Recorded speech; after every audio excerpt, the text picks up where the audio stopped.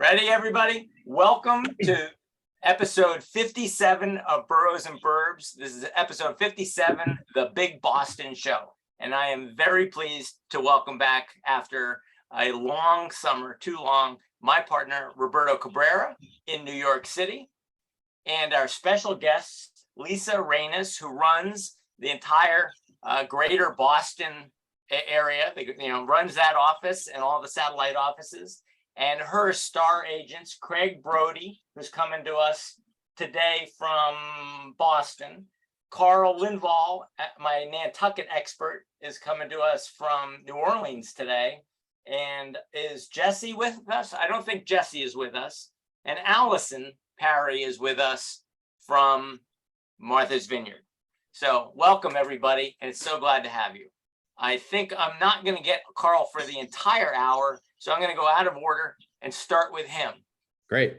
And ask you, tell me about Nantucket.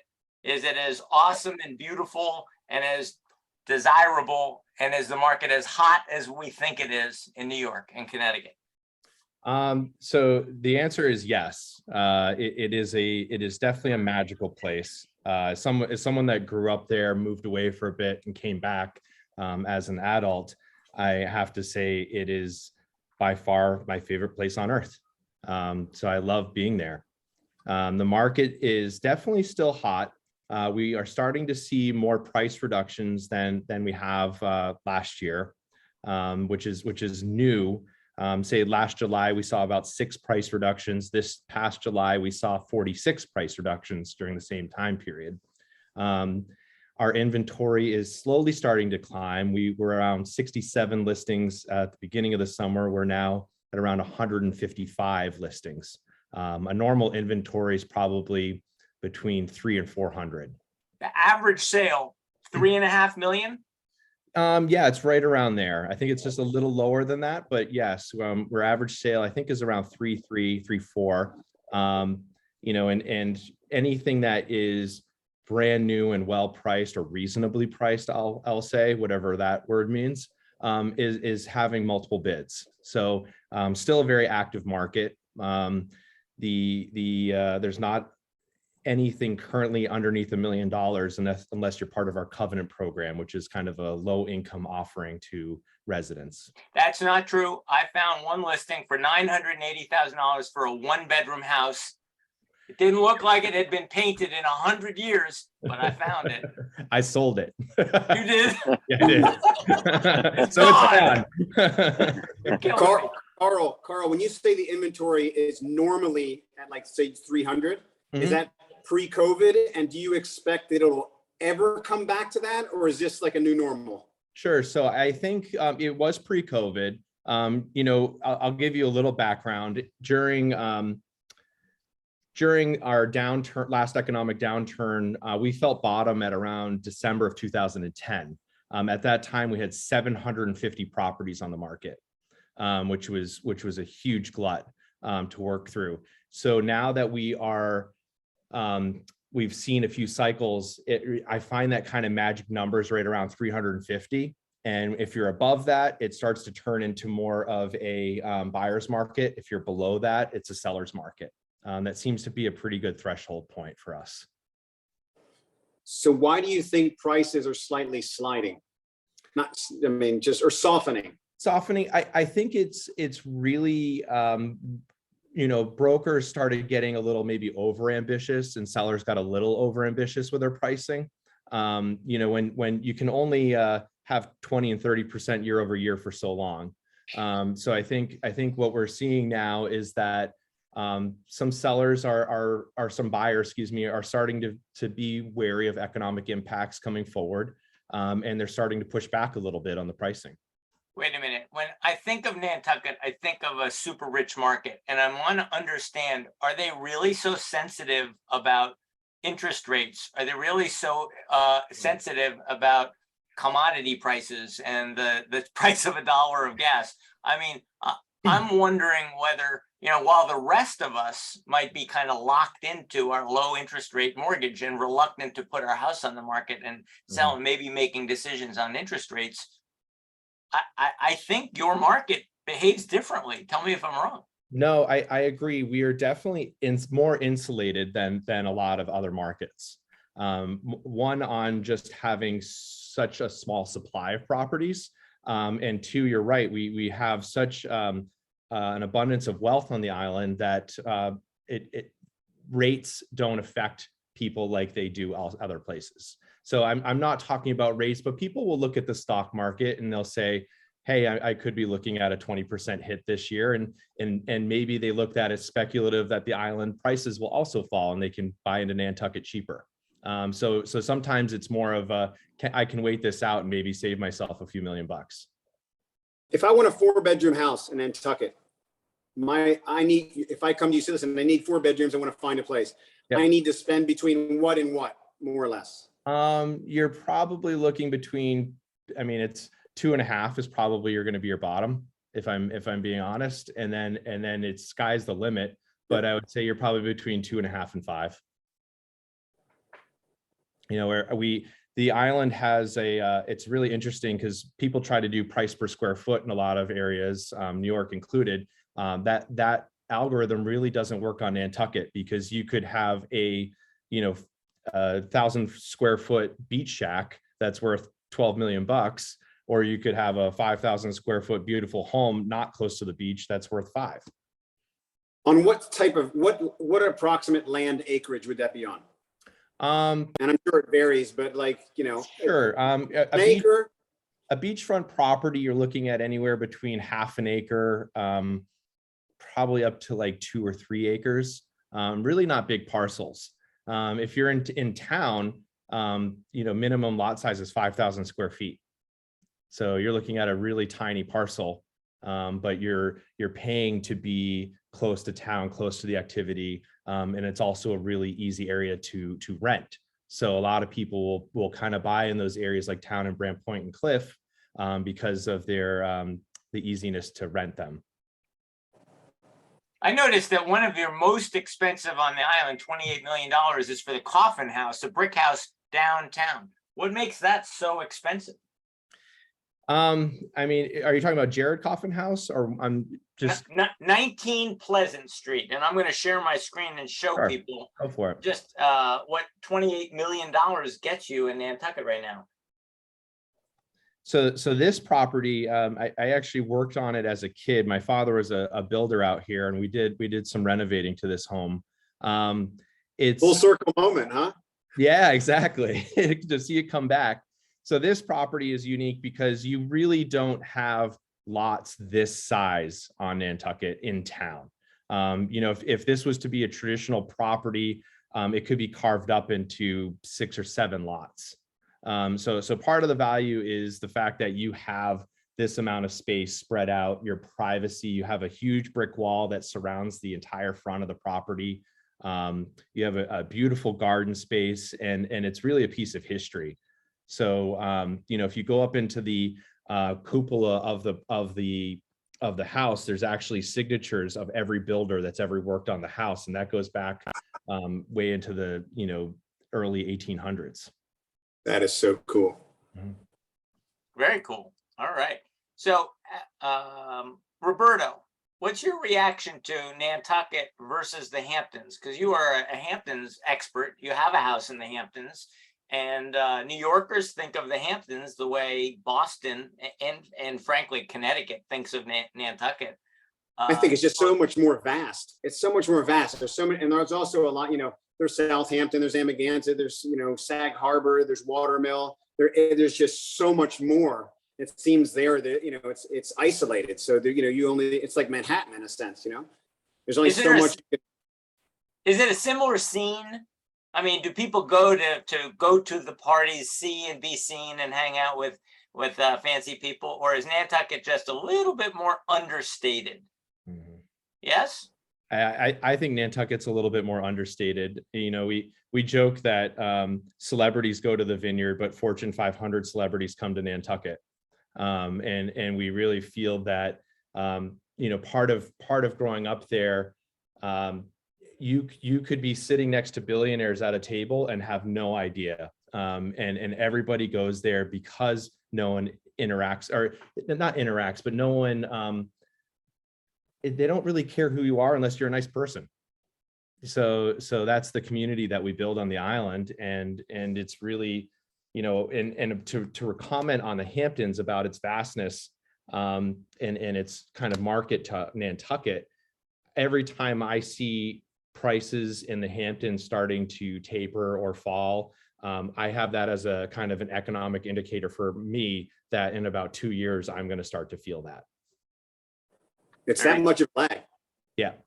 All right, Allison, I don't see your camera. We'll come back to Martha's Vineyard in a minute. I have Craig, and Craig is supposed to be downtown in Boston, but it doesn't look like Boston. So prove to us, Craig, that you're really in Boston, and where are you? So, hi, everybody. I'm actually in the Seaport area, which if you went back about 10 years ago, this area was parking lots. It was owned by a gentleman named Frank McCourt, who used to own the LA Dodgers. McCourt Construction went through a messy divorce, and his wife ended up, divvying up some of these parcels. It was purchased by 3 or 4 major developers, and now it's the most expensive area in Boston to live, where we've hit over $5,000 a square foot. This project right in front of me over here is the Echelon in Boston. This was a $1 billion project here, of 3 buildings with retail on the bottom, and obviously a pool in the middle. You guys can see this, right? Yes. Right Yes. behind us is the Boston Harbor, and you can't see this building, but St. Regis is opening up its first residences here in Boston. No hotel component. That opens up, I think in the next 30 to 60 days. So a lot happening. This is Amazon Building 1, and Amazon Building 2 is going up. And Millennium Partners is just about to open up that tall building in the back. It's the largest passive building in the world, and they're opening up their second residential office component. And then over here, you guys can see what Boston has really been going crazy with is life sciences. It's the #1 life science probably space to be in the entire world. Our companies like Moderna has made enough billionaires. They're based in Cambridge, and right over here is actually a company called Vertex, which has a larger, they actually have more money than Moderna. They've come up with 2 different drugs with cystic fibrosis. So Boston is exploding. We're keeping talent here. We lost a lot of talent to the Bay Area over the years. But if you think about it, like we have Wayfair's headquarters here, DraftKings, our proximity to the to Europe is fabulous. We have probably one of the best healthcare systems in the world, and education on top of that. So people want to be here, and we're booming all over Boston. Another fun fact, right here in Boston, we're the sneaker capital of, I think, the world, between New Balance, Puma, Reebok, Converse, all headquartered here in Boston. So Boston's booming. It's a small geographical area, so we don't have that much space, as New York. And, we only go out 15 miles, but I have to tell you, like, it's not the city that, you were visiting maybe 15 years ago. It's now become, an international city where, restaurateurs from major food hospitality, which is Carbone's in New York, just opened up their first outpost here, Contessa.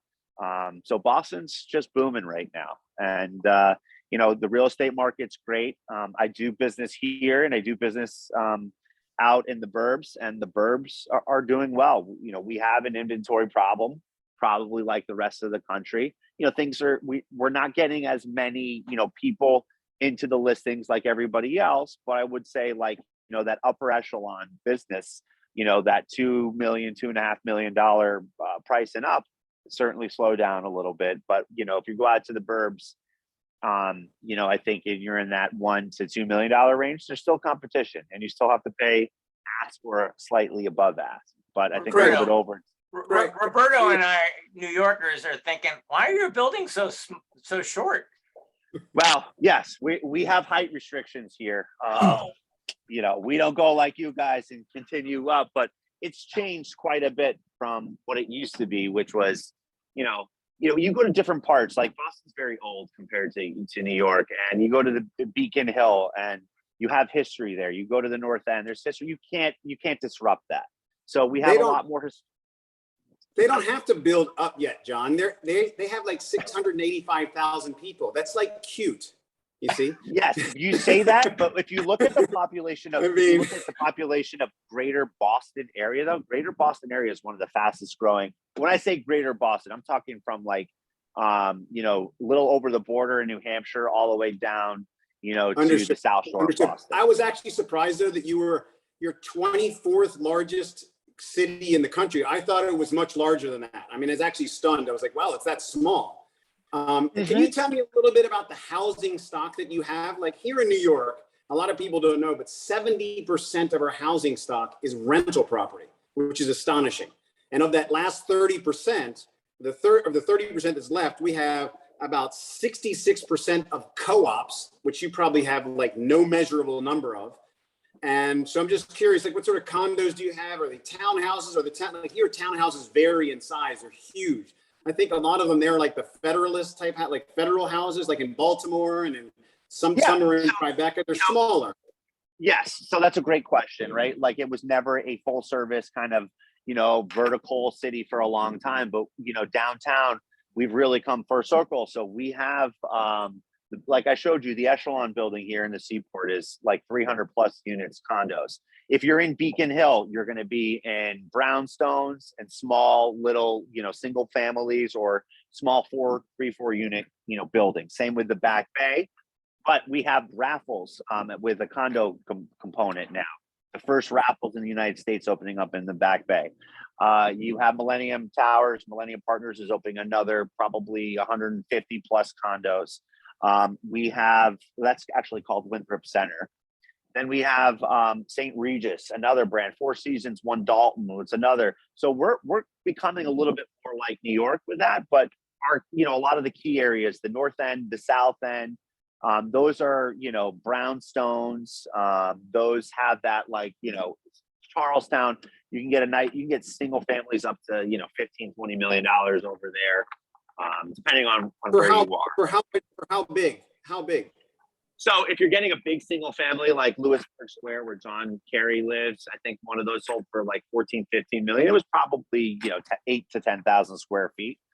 But big. I know one of the largest condo just sold in Boston. It was all off market, and they signed like NDAs. But I heard it was like 45 or 42 million at the Millennium Building in Boston, the top floor, which is about. But what about like a standard, normal size townhouse that someone's, in Back Bay? What's the range? Is it 3,000 square feet? Oh, so yeah, those are probably, I would say you're roughly anywhere between 1,800, 2,000 square feet, up to 7,500 square feet. And those that are like 3,000 ish square feet sell for what? Those are about $1,500 a square foot, roughly. So price per square foot over there to, Back Bay and Beacon Hill and South End, which are probably the most desirable. And you're lucky to get any outdoor space with that as well. And maybe Lisa knows, what proportion of your marketplace is rentals? Maybe Lisa, do you know that? About 30 to 40%. A lot of the newer buildings that are being built are rental properties. We have a big influx of students. We need to house them. We have an influx of corporations. So a lot of these developers at one time were going to go condo, then they reverted back to rentals. Now some of them are reverting back to condos. So it's really at the time of year when the developer really feels what the market is really asking for this inventory. But the rentals are expensive. They're just, if not more expensive than New York. And people can afford them, and they're here the executives are here, or inventory is limited, and they can afford to live in a rental for a little bit, figure out what neighborhood, just like New York, San Francisco, they want to see what neighborhood they want to be in, what amenities they need, and then they make their decision. So it's very healthy and lucrative to our agents for consistent cash flow, which is nice when there is no inventory. There's an interesting dynamic happening here in that with all the things that have happened with the inflation, with the interest rates doubling, essentially, is that sale prices should be moderating more than they are, but rental prices are so high. It's actually Crazy. supporting, putting a kind of a floor into the sale market. Yeah, and a lot of our clients, like New York from Westchester or New Jersey, they downsize their homes in the suburbs and they're not ready to go to their second home full time in the Cape or Nantucket in the Vineyard. So they're coming back to the city, but they have families, they have kids, they have grandkids. So they need the space. They need at least minimum 2 bedrooms. So that's what we're really seeing that, and developers are learning to build that product as well. You know, one of the things, you know, we don't count population wise. We forget that because we have so many colleges here, the amount of people that actually move to Boston at the end of August, I mean, the city's booming right now. You can't get a hotel room in the city at a decent place right now for under $600, $700. I mean, we're becoming, you know, we're not New York City. No one will ever be New York City, but we also smell way nicer than New York City. And that's might be sure. the smartest city.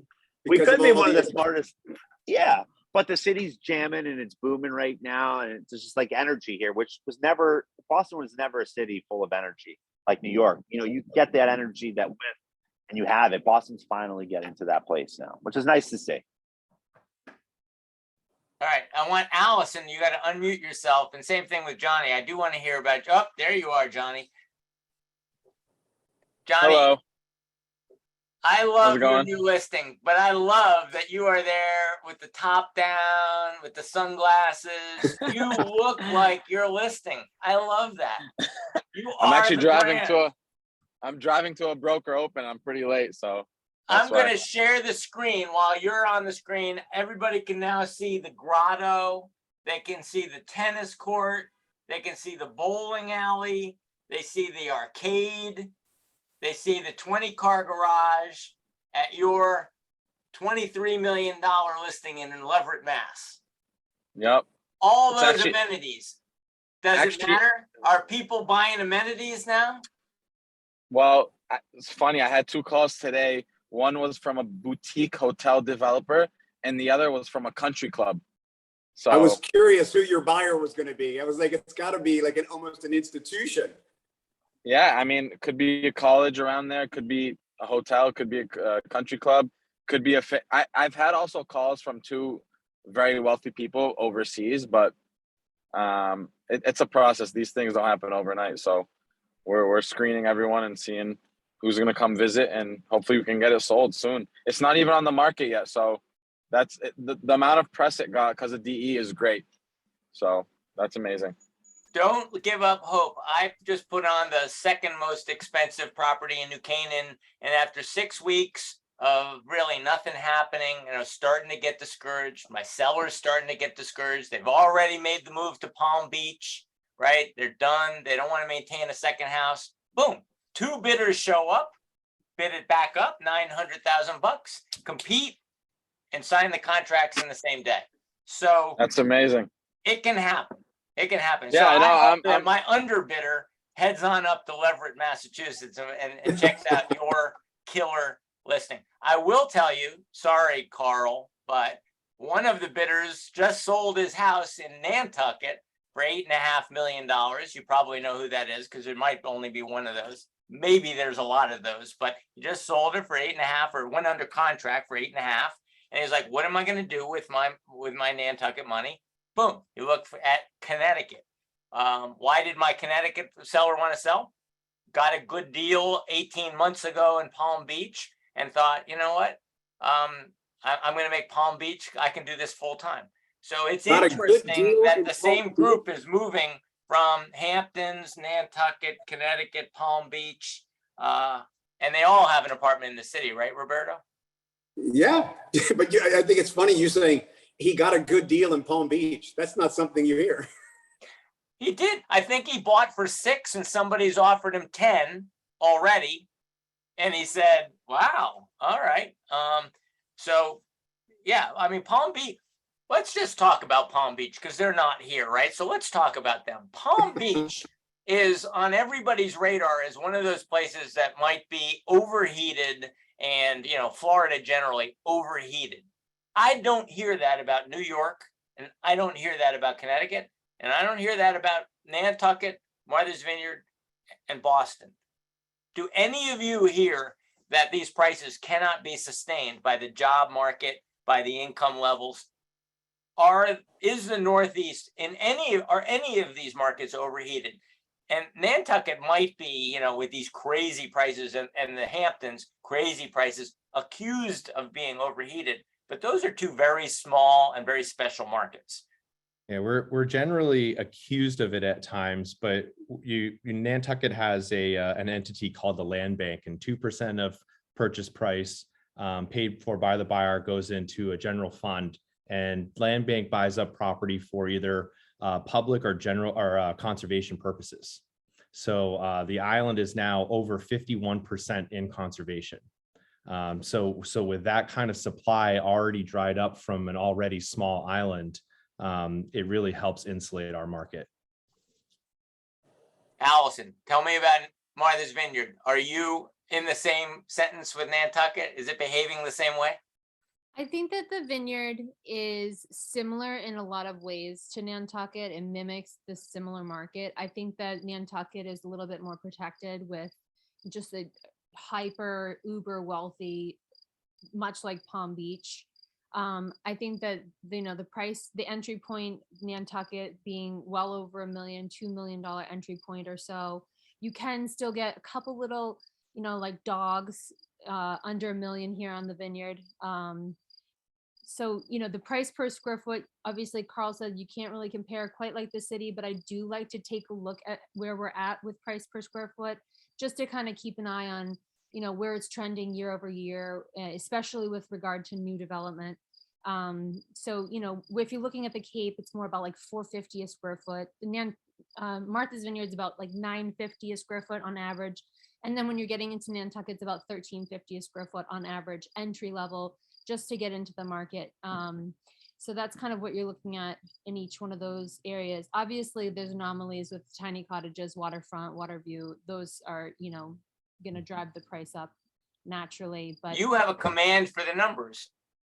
I tend to look at the numbers because I want to empower my buyers to, over time, losing deals without being as on top of, the numbers. I think that that's taught me that in order to win, you really need to educate your buyer to be in line with the market, because you don't want to be too far out of the market, because the sellers are knowledgeable about what their homes are worth. And I always educate my buyers that, these prices are really going to yield you a success in the purchase and offer. All right, pause. I want to show everybody on the screen, and then I'm going to ask you a question. See this guy? Buy now, sell later. And that's Roberto, and it's a really brilliant market report. And he gives the advice in 3 minutes and 34 seconds that basically you should be buying now, and if you're a seller, be looking at the spring. And I want to know whether that's going to be true in Martha's Vineyard, but also tell me in Boston and Nantucket. Roberto, why don't you tell us what is your thesis statement there? Why should I be buying now and selling in the spring? Well, I think that obviously so much has happened since the beginning of the year. I mean, interest rates have doubled. We had the war. People, we always have a summer lull. I mean, most probably markets do, but here there's a lull. This year, it was magnified by the fact that people were just so exhausted by all the information that was coming through that it literally, the market really slowed. So now it's a time period, and now we have the midterm elections that are going to come, and et cetera, which never amount to anything in reality, but it's a matter of sentiment. People slow down. So right now is a tremendous opportunity for people to get out there and buy. Also, all the deals that were in New York, the length of the deal is at least 3 months on average. So all the closing numbers that we had from the slowdown starting May, June, July are slowly going to start to trickle in. And it's going to be a reality for sellers that they can't deny, because the numbers will have come in. They're all still trying to price from an aspirational place that we were, like Carl was saying. And I think it's the best opportunity. Also, I think that by the time spring comes around, people I've always made the analogy, it's like there's been a gigantic snowstorm outside, 2 feet, and everybody's just standing there going, holy crap, it snowed 2 feet. After a while, you're like, I got to go to work. I got to go to the store. I got to take my kids to school. Life moves on. People, they get divorced. People get married. People have children. Children leave the house. Life moves on. By spring, people will be accustomed to what is happening. It will be a reality, and they have to move on with their life. And I believe that the market is going to be overwhelmingly busy in spring, and that's going to be really good for sellers. That's my thesis. Allison, is he right? Or is it now the time to jump on my vineyard property, my vineyard beach house? Because in the spring, all of the spring optimism will be back. Well, thinking about these markets, they're very much seasonal markets. It's not quite like a Manhattan market or Boston market. Yeah, there's drivers like college, et cetera, for Boston, but being that it's a seasonal market, people are they're active, engaging, and they're on the island socializing and enjoying in the summer. Maybe they're, sealing a deal or closing up a deal in the fall. If you're a fall buyer, you have the winter to either renovate, which does take a number of months, usually on the Vineyard or Nantucket, to get things done. If you're a fall buyer, you have the opportunity to make those renovations or put it up for rent and get those people secured for next summer for a rental purpose. But you're also going to have to carry it over the winter. You're going to have the carrying costs of having a property manager, or maybe if you took a loan in these markets, maybe you do, maybe you don't. You're going to carry it over the winter. If you're looking in the spring, I think that a lot of the sellers do position themselves as a spring list because they know that people are looking to get into the home. Maybe if you get something, I have a lot of buyers that are looking to get in, but they don't know if they want to carry it for the winter. Maybe they're thinking like February, March, if they're getting into a deal, April, May closing, then they're ready to occupy or rent for the summer season and capitalizing on that. So I think a lot of the sellers do know that people are looking to occupy for the summer, coming in on this in spring, but also, again, like you said, there are a number more buyers looking in the spring. Craig, I want to pop on and say something because, Roberto, you're absolutely right. When the market kind of paused back in May, June, July, when it really slowed down, and it came out of nowhere. And I think the interest rates really, the mortgage rates were up and everybody was kind of caught off guard. But the comps you were pulling were from 2, 3, 4, 5, 6 months ago when the market was incredibly high. What I'm seeing now is a lot of homes that try to get on the market and try to time the hotness of the market kind of missed out, and it's kind of correcting itself. And you start to see people that'll be on the market for 4, 5, 6, 7 months at the end of the year. People may get desperate. This may be a great time to buy and get a discount off of some of these houses right now because some are starting to stay on the market, and that started back in June. So we really haven't had people were away up here, just like I'm sure in Connecticut and New York. So now people are coming back. I do think it's a great time to buy right now.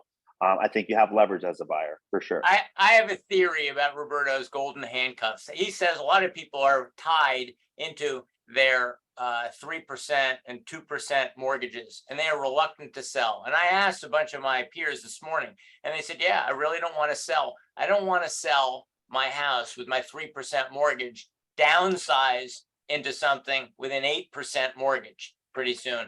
I'll be making the same payment.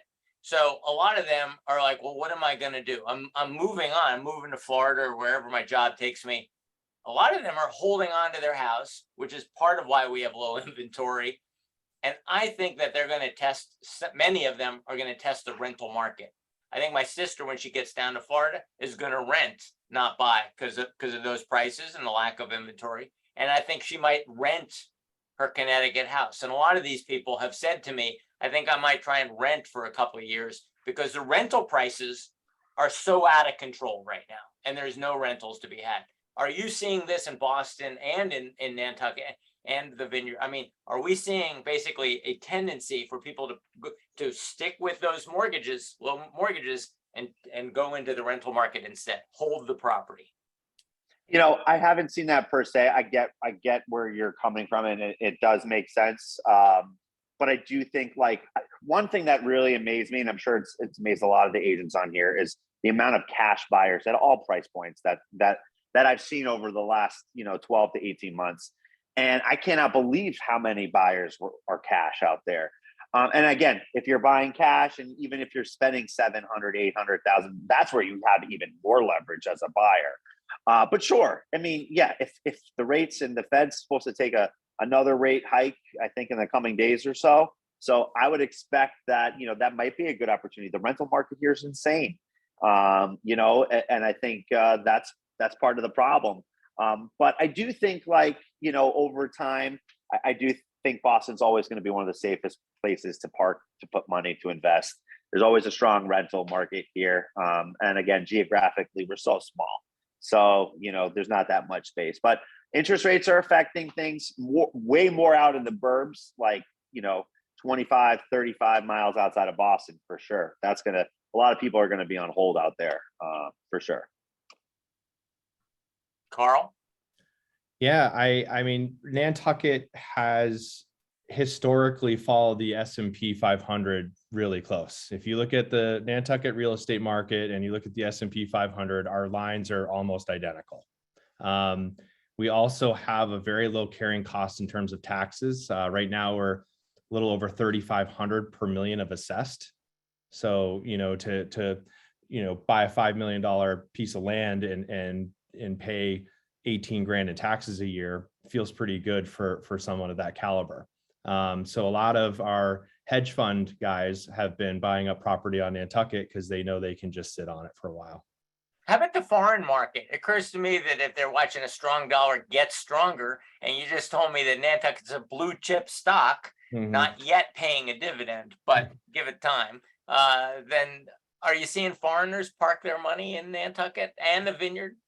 Not as much as one would think. We do get UK buyers, Switzerland buyers, but I would say that really is about it.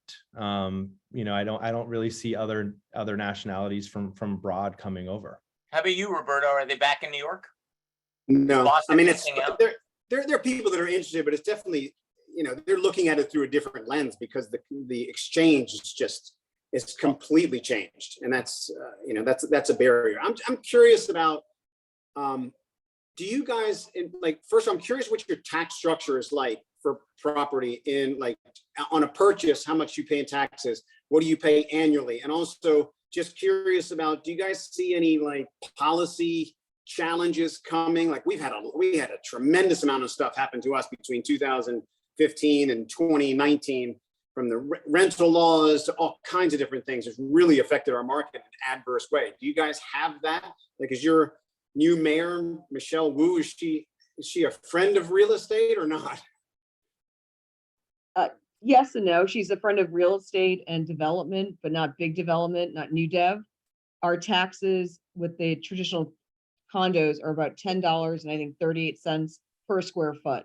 So our taxes are very high. So someone purchasing a 2,000 square foot condo, you're paying at least $20,000 a year in taxes. So we are tax heavy in Boston. Suburbs are a little bit, less stringent on certain areas, but the Cape is inexpensive. Vineyard's expensive, Nantucket, because it's controlled. Where Nantucket, or Boston rather, I think at times they really, get a bang for their buck, and I hate to say it this way, but with these new developments, with the Raffles, with the St. Regis, we have a development called the Parker, and it's very reasonably priced, but it'll be expensive for taxes. But it's a stepping stone for people to come into the market with new development. The Circus team is representing it. It's brand new from Fortis in New York. So the aesthetic, the finishes are unbelievable. So someone coming in isn't going to mind to pay that, or the condo fee on top of that. It's really about $1 to $2 a square foot just on monthly condo fees. But again, we are a strong market, whether it's foreign or domestic, local, and people are willing to pay it because it is a safe value and a safe investment in Boston. And it has been for a long time. So we're very fortunate for that. Have you had a lot of people, let me ask you this. This is what I wanted to know actually. So in New York, we're kind of back to 2019 pricing. We dropped we probably dropped an average of 8 to 10%. That all evaporated and we got back to normal around 2021. But then since then it's softened a bit, but we're we're more or less 2019 pricing. Are you guys in that sphere or not? Yes, yes, but also, during COVID, a lot of developers would take these townhouses and renovate them. So before COVID, or where they'd be 1,200 square foot, now at the renovation, they're 17 to 2,000 a square foot. So what we took during the pandemic was really turn around our inventory. So we do see a higher price per square foot now, for sure. But there are some places that people have lived forever and want to go to Florida, and they're willing to unload it because they own it. So it's just really extra money, maybe because the taxes are so high. Generationally, their kids can't afford to be in the city or afford a renovation and the taxes, so they decide to sell it and then gift the money to their children. And we see a lot of that, especially with the single family phenomenon on Beacon Hill. With Elaine, who's on the call right now, she's working with a great client right now, two of them in the market for single families. And these aren't small single families. These are 7,000 square foot single families. And they want the privacy that single family offers. They want no control of their building. So it's interesting to see it coming back. And it's at Beacon Hill, Back Bay, nonstop construction workers, nonstop renovations. So it's exciting to see that people understand the value and can really afford to pay the value to renovate these beautiful homes. So I had to refer to my map, Beacon Hill, Bay, Back Bay. Yep, I'm gonna open up the map right now. So it sounds like Beacon Hill right there and Back Mhm. Bay right there are the most coveted neighborhoods in Boston. Is that right? Yes. And but the also- seaport. And the seaport. and South End. So if you go to South End, that is where South End is driving transaction absorption for Boston and have all year, because this is the area where developers are taking these single families and converting them into condos or renovating the condos, these old, beautiful row houses. So that South End has the inventory. So that's why the transaction and the absorption is up. Craig is And correct. where's Southie? That's Notorious right there. Southie.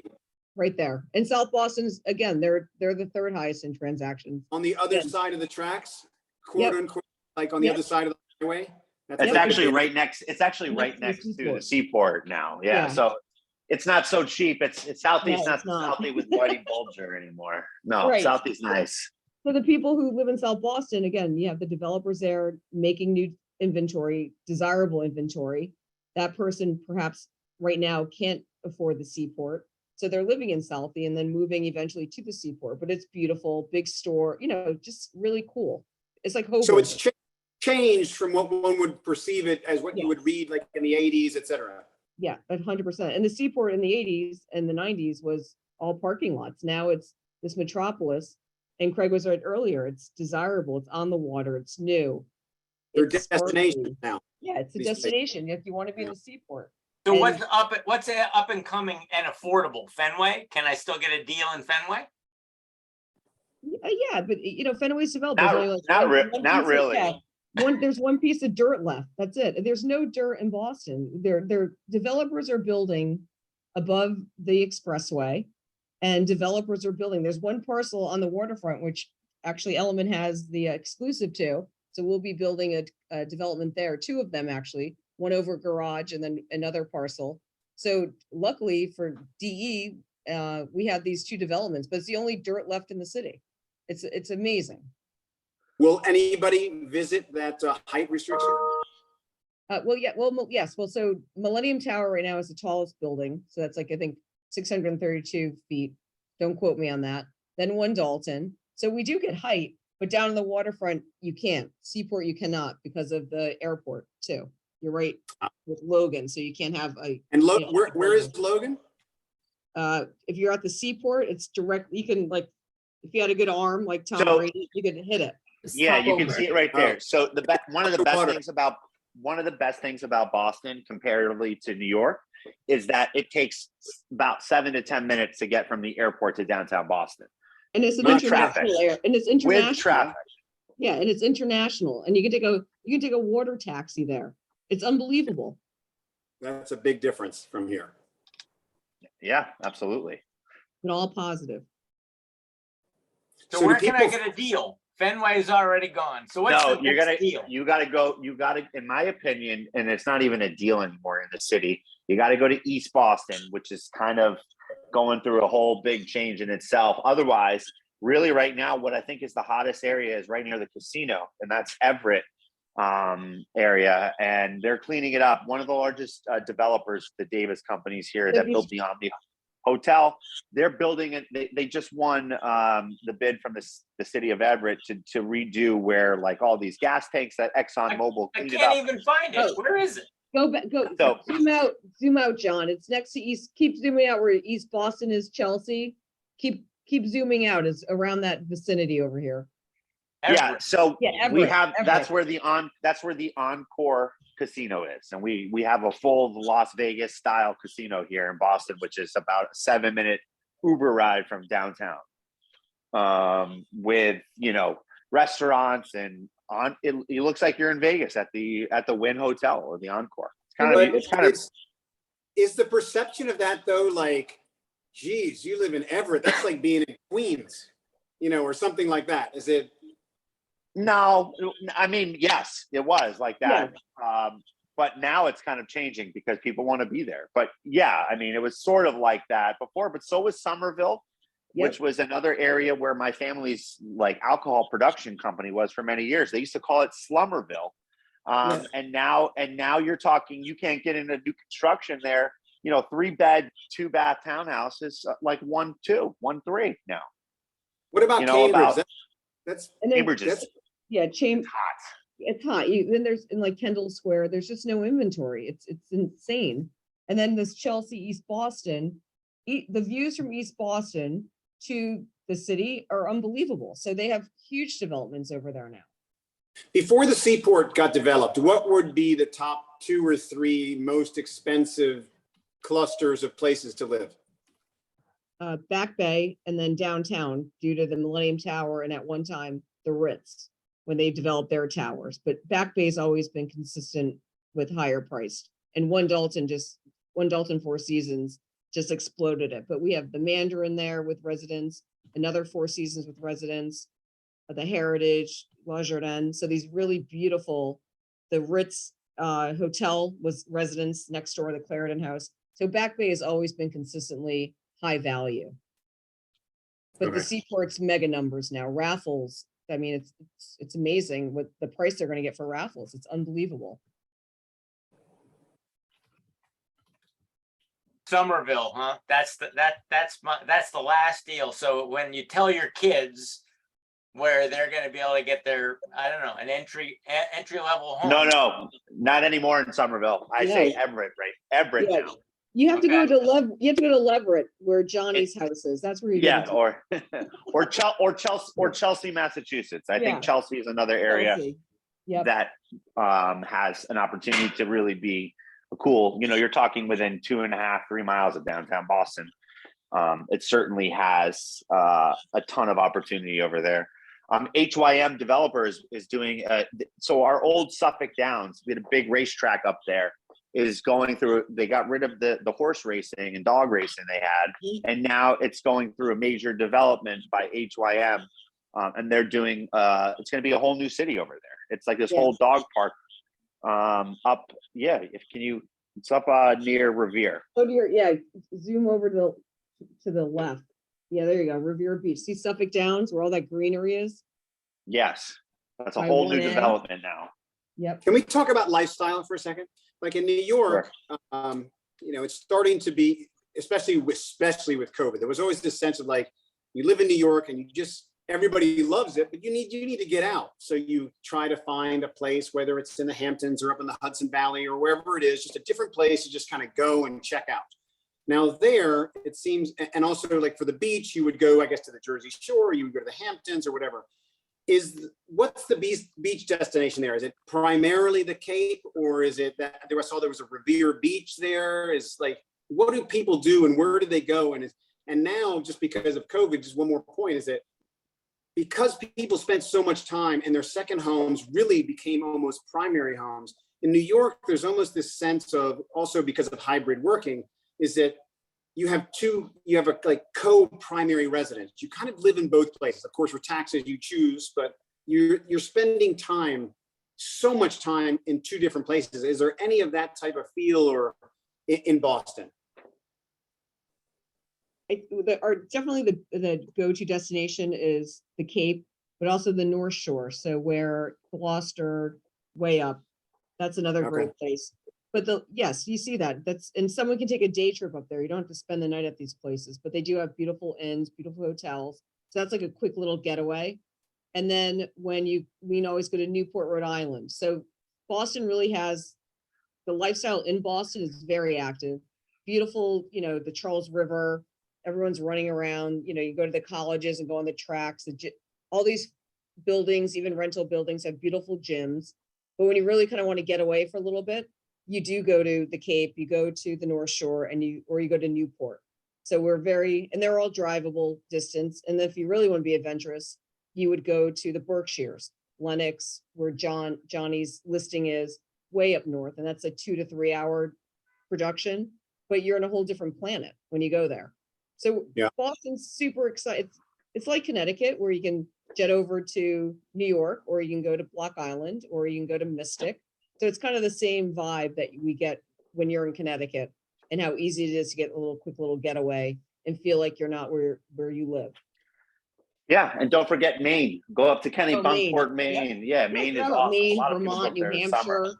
Totally forgot about those states. How far do you have to drive to get to Maine? How long does that take? Oh, you're in Maine in an hour. I mean, you're in Portland an hour and 15 minutes in Portland, Maine. So southern Maine, so you have Algonquin. It's beautiful up there, so it's a nice getaway. It's certainly, it's a lot different than Massachusetts, but again, really great place to go. Portsmouth, New Hampshire, another great city. Providence, Rhode Island, we head to. Providence, Rhode Island's a really cool city. And they have, so there's just a lot happening. And then obviously Nantucket, Martha's Vineyard, Block Island, the Cape. I mean, there's just a lot to do. And we're starting to see a lot of people, have realized that, the Cape and the islands are great to come in the summer. And they're coming from all over the world now. So it's nice to see. Like Connecticut, did your guys' suburbs explode like they did for John during COVID? They did. Oh, yeah. Yes. We went from before COVID, everybody was trying to keep to a 1 hour commute, maybe an hour and 15. But after COVID, when no longer did anybody spend 5 days, a week in the office, we started to see it expand to a 2 hour radius, of Manhattan. So even you worked from Southampton because you didn't have to go into the office, every day. Well, that's 2 hours from Manhattan. Same thing. We started to see people upstate, Litchfield County, up in up the Hudson River Valley. The Hudson River Valley exploded. So we started to see a 2 hour radius. Would you say the same thing is true in Boston? That all of a sudden a sub 1 hour commute, it became acceptable to go to a 90-minute or even more commute? I don't think so for Boston. I mean, 2 hours is, you're almost in New York. If you can get anywhere in Massachusetts within 2 hours. Yeah. So I think for us, it was really an hour, but we like to go by the belt. So like within 95 or within Interstate 495, what was happening is people were going out almost towards Worcester County, and Worcester County. And I think that's where a lot of these towns like Hudson, Clinton, these smaller towns kind of blew up a little bit. So people went out there because that was the only amount that they could afford, for what they wanted. They were getting priced out of everything else. But that's within about, I would say 45 to 60 miles of Boston. And then after that, it really, in my opinion, I think, it's just a different universe over there. And I don't think people were willing to go out to Western Mass, to Springfield. If they had to work we in get Boston, too many realtors on the call, everybody gets excited and the market is going nowhere but up. So I got to turn to Jen here, my mortgage professional. And I have to say, am I crazy when I say that we could see 8% interest rates? I said a minute ago. And I had to ask Jen, is that out of whack? Jerome Powell said this week, he is going to be aggressively fighting inflation. And the mortgage people I've talked to said 6 to 8% before the end of the year. What do you think? I can be wrong, and sometimes I'm always wrong. but I take mortgage rate really is one step at a time. I don't get greedy. And I tell my client, if you like the rate you see now, if you found a house, which is a much more challenging effort to locate than getting a mortgage. So if you find the house you want, you win the deal, you go for it. We buy houses, not mortgage rates. Okay. Well, yeah, mortgage rate, you can refinance. You're not married to it. The house is where you live, where you build a lot. That is a much longer commitment. Mortgage rate is going to go up and may coming down again in a few years. Refinance. How many times have you guys all refinanced over the years? Right? Right now, we still have, and the reason I say there's a big drive, really depending on the program, agency loans, Fannie Mae, Freddie Mac, they are actually much, much higher. If you guys have been in business for a long time, people used to say, well, how much do I have to put down to get those interest rates? Well, it's really reversed. Jumbo rates are so much better than agency loans.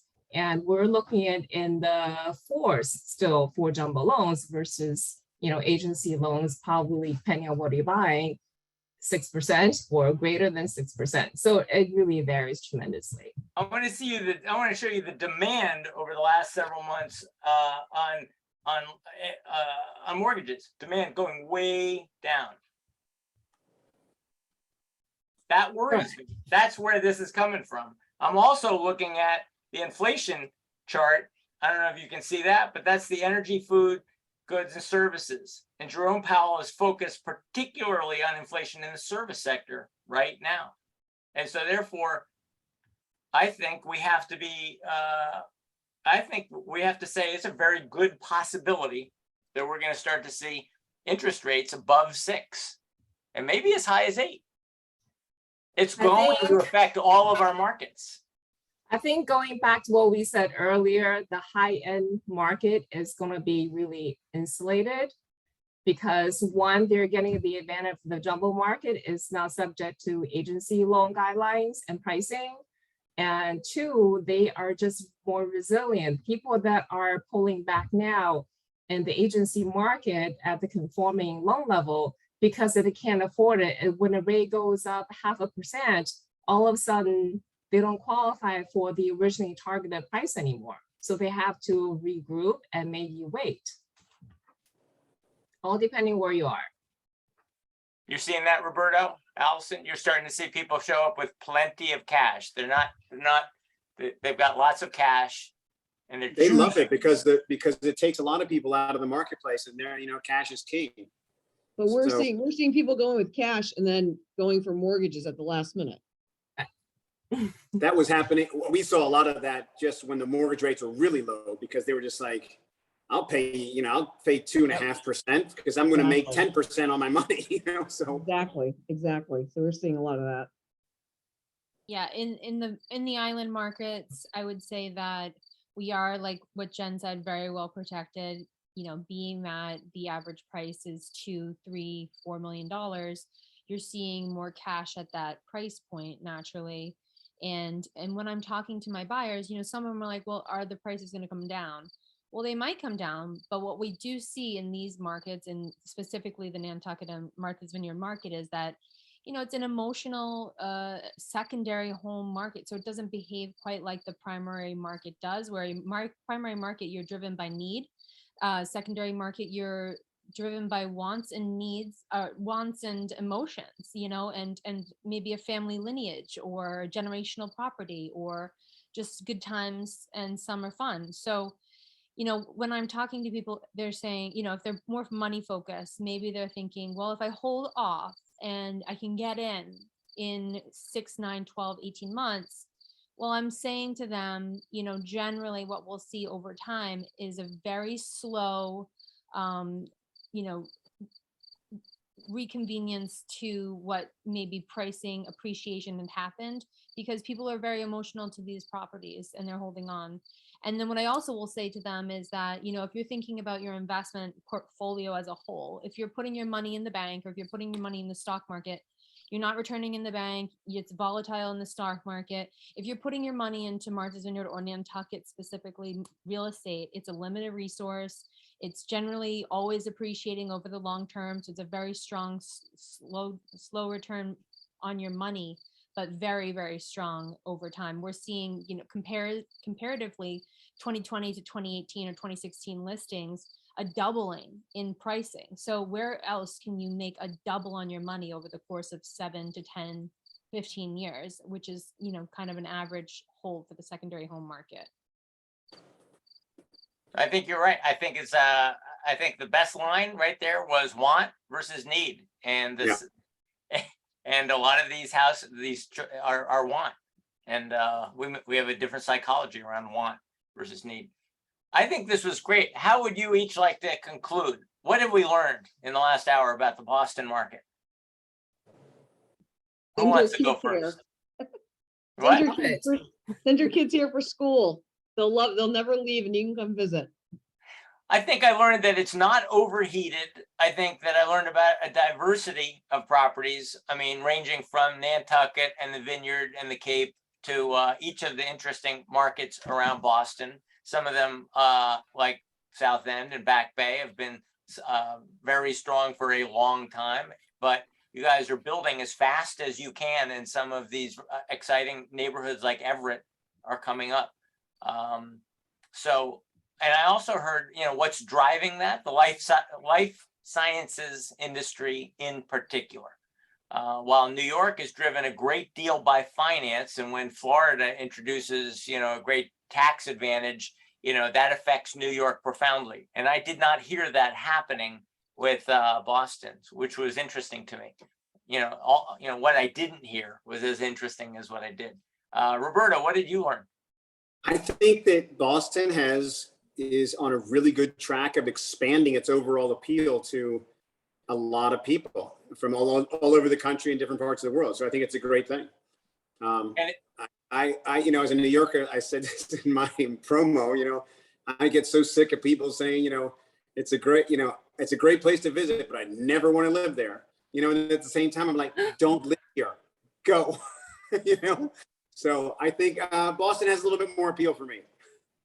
And if the Red Sox could just figure out starting pitching, I think, maybe Boston will have a terrific 2023, but, there you have it. All right. Thank you, Lisa. Thank you, Allison. Thanks, everyone. Say thank you to Johnny, very stylish Johnny in his convertible. I love the image of Johnny in his convertible selling $23 million houses. I wish that's how every millennial should be selling houses. Absolutely. Right, Roberto? I think absolutely. We missed out. I love that. Goodbye, everybody. Thank you. Thank you, John. Thank you, Roberto. Thank you. I'll see you soon. Thank you. Thank you.